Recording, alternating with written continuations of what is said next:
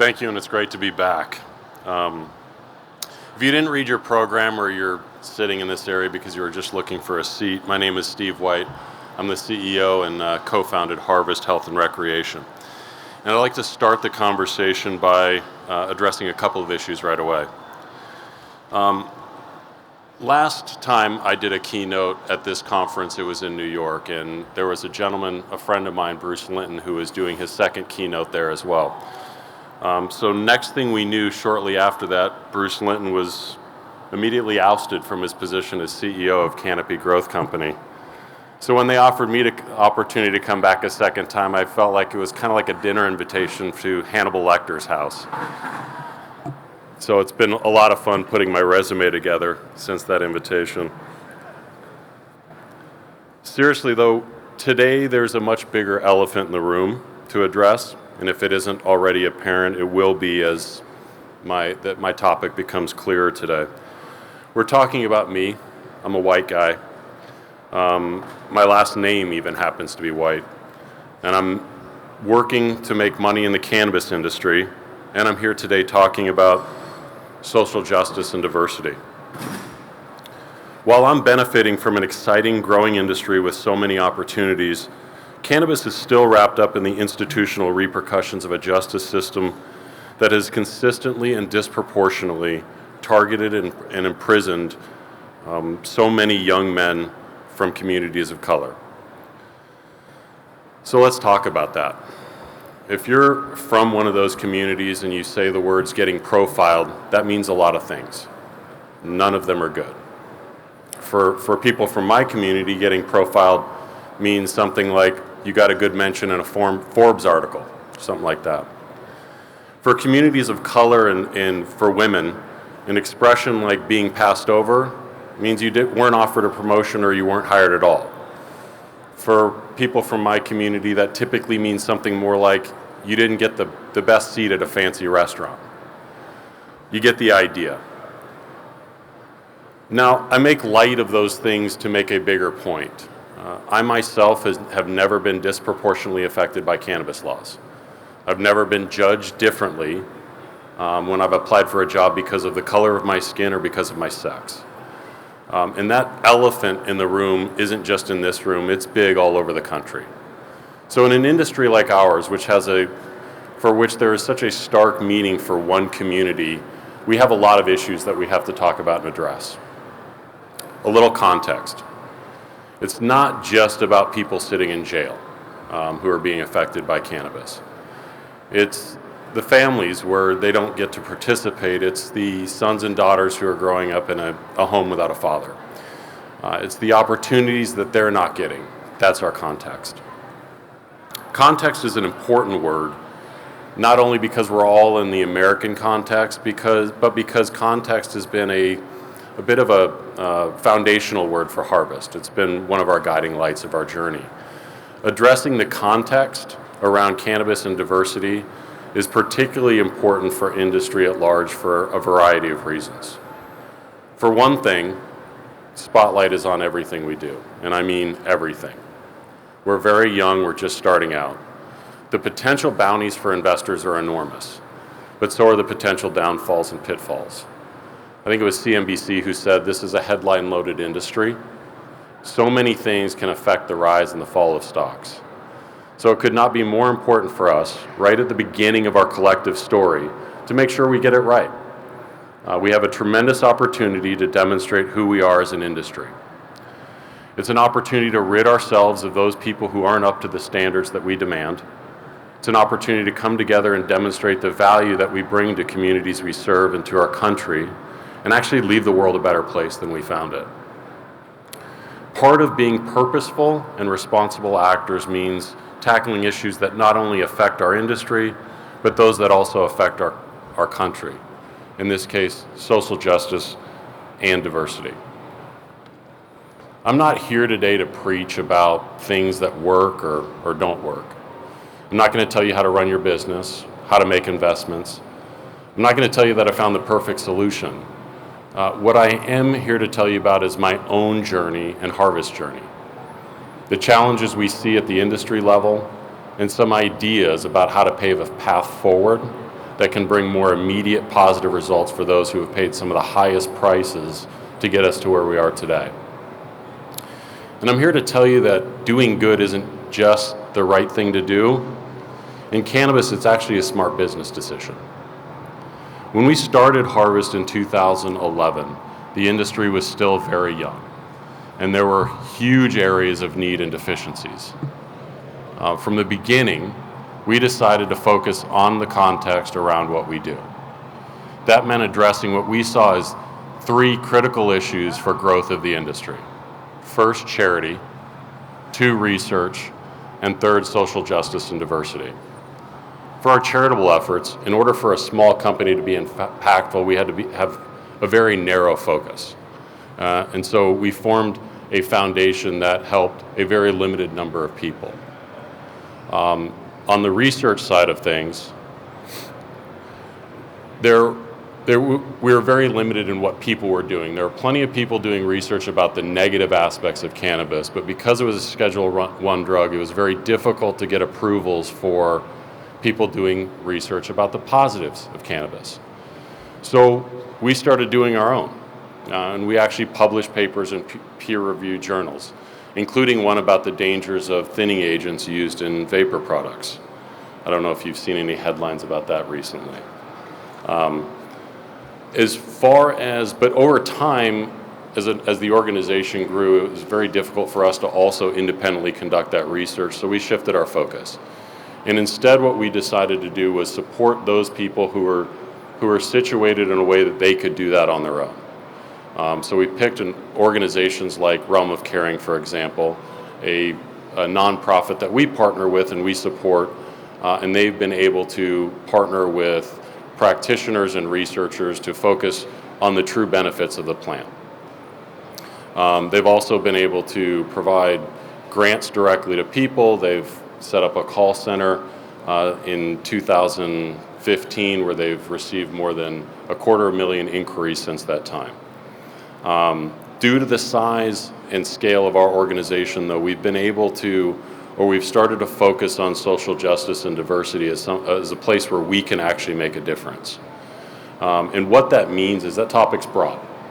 It means everything from criminal justice reform, re-entry programs, hiring practices, licensing rights. There's significant breadth. Let me take a moment to address the word diversity, because I don't love that word. It's what we call a rainbow word. It's something that everybody says they want to see, but the word itself doesn't give you any clue as to what actions you should take to achieve it. So we prefer an alternative word, and that is inclusion. And so when we take real and measurable steps to include individuals of different sexes, national origins, religious beliefs, sexual preferences, and we include them in all the right places, then we start to take steps towards achieving that diversity that we claim that we all want to see. So where are we at today at Harvest? Let's start with hiring practices. I've had to become a lot more mindful about the type of people we interview and that we hire in our organization, especially at the upper levels. I've become more interested in hiring people who don't look like me and don't think like me. Recently, we had an opening at an executive level, and we put out the normal ads and received resumes and did interviews. I had a phenomenal response and interviewed a number, probably about 10, incredibly qualified white men. But it wasn't good enough. We had to say, hold on, before we make a hire, we're gonna make a conscious effort to talk to more women, talk to people of color before we ultimately make a decision. That process resulted in a hire that paid immediate dividends. And that is because she looks at the world differently than we do. And so there are areas where our organization was being mired into some problems, and she was quickly able to come in and with a different perspective change the way that we were looking at those issues and get us better results. While I was going through that interview process, I was asking people of color and women a simple question: how do I find more of you? And the answer was pretty consistent. It was about the fact that we need to do a better job of educating people about the opportunities in cannabis. And then once we attract the candidates, we need to provide programs that allow them to develop into leaders within an organization. So we've started down that path. Thank you. This is why we are now, more than ever, working in partnership with organizations that are focusing on developing individuals for opportunities in our industry and building our own programs at Harvest. There are already a number of great organizations that are embracing this mission. You all probably know Steve D'Angelo from Harborside. He's a legend in the industry and in the movement generally. Recently, they founded a new nonprofit called Last Prisoner Project, which focuses on addressing the harms of unjust laws and policies that continue to plague our industry. And they do that through intervention, advocacy, and awareness. The most relevant part of their program, at least as we think about addressing this opportunity gap, is a re-entry program that will provide currently and previously incarcerated individuals with education and employment preparation, along with job placement assistance. This morning, actually, we just announced that we are the program's exclusive and inaugural partner for re-entry efforts. And what we are going to do as an organization is develop the training programs, educate the participants, and put them back into the workforce in cannabis and at Harvest.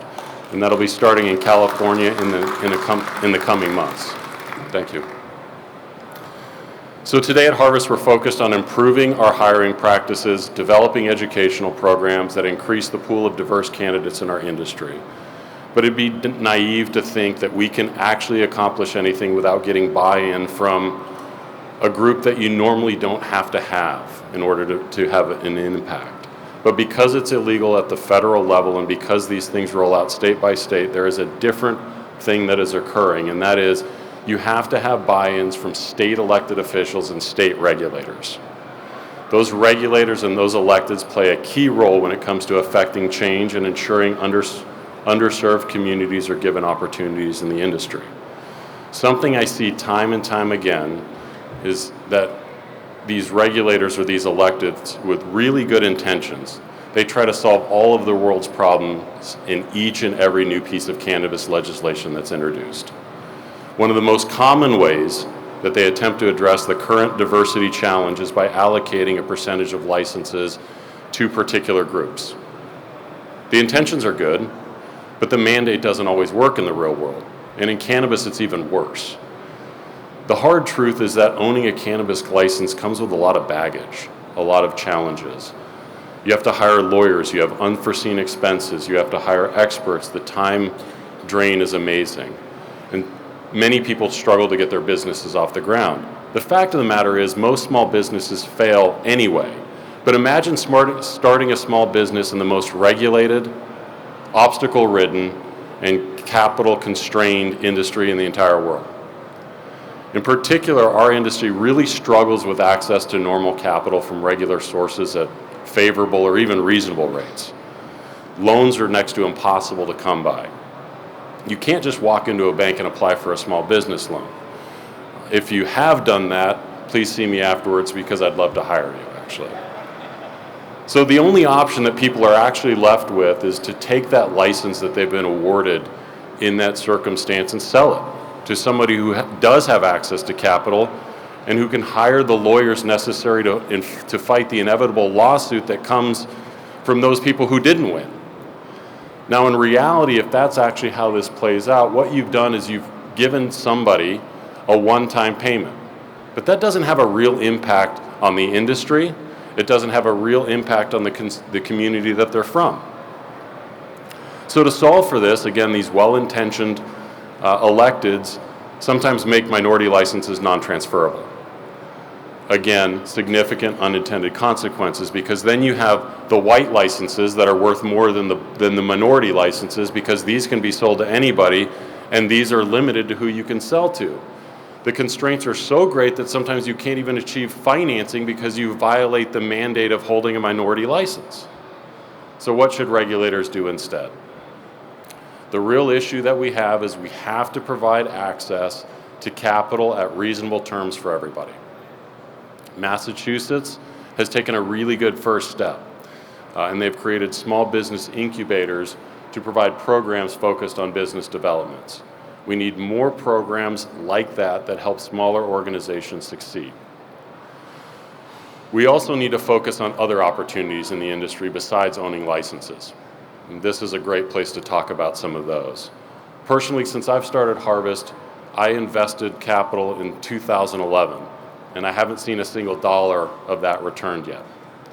Being in the multi-state operator game is a really long-term investment, and not everybody can play it. That's why we need to focus our efforts in providing communities with opportunities that can provide more immediate returns, like contractors, employees, staffing agencies, lighting companies, those sorts of things. Every time a state legalizes medical or recreational cannabis, there are opportunities for building out retail, cultivation facilities, and hiring all sorts of people. The barrier to entry in those areas is much lower for those than those who want to get into the licensing game. So we should also add a focus to provide those more immediate opportunities as well. These opportunities also provide the ability for people to learn very deeply about what the industry is about and what other opportunities exist within the industry.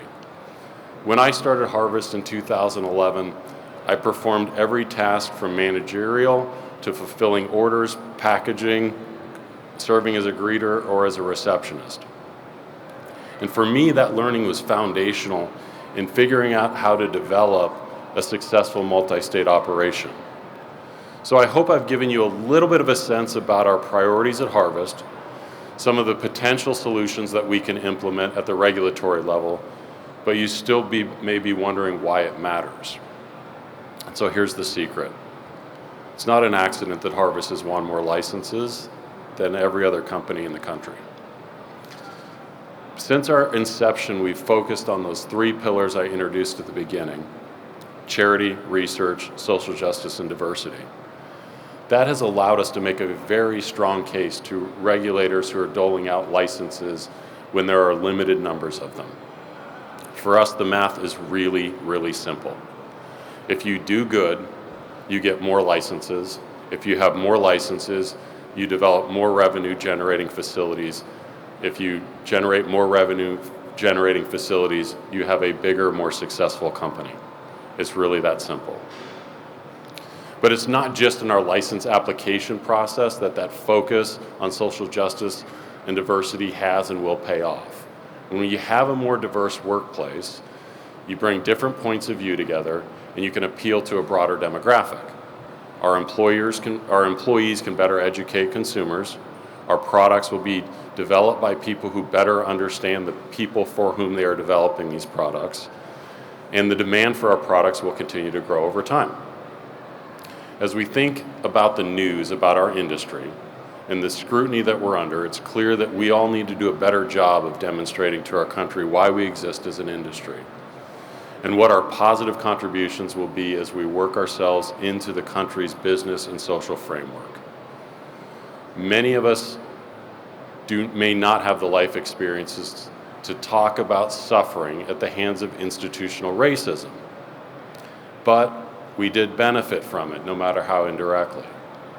We may not have the right to talk about the experience of growing up in communities of color, but that doesn't mean that we can't listen. So as business people, we actually have an opportunity to do something about it. So yeah, not only I, but we should be talking about this, and we must be talking about it. So I want to close with an African proverb that I think is particularly important, or I guess apropos. If you want to go fast, go alone. If you want to go far, go together. So we can and must do that as an industry, not only for the financial well-being of the industry, but also for its legitimacy. Because in this case, those two are one and the same. So thank you and enjoy the conference. Appreciate it.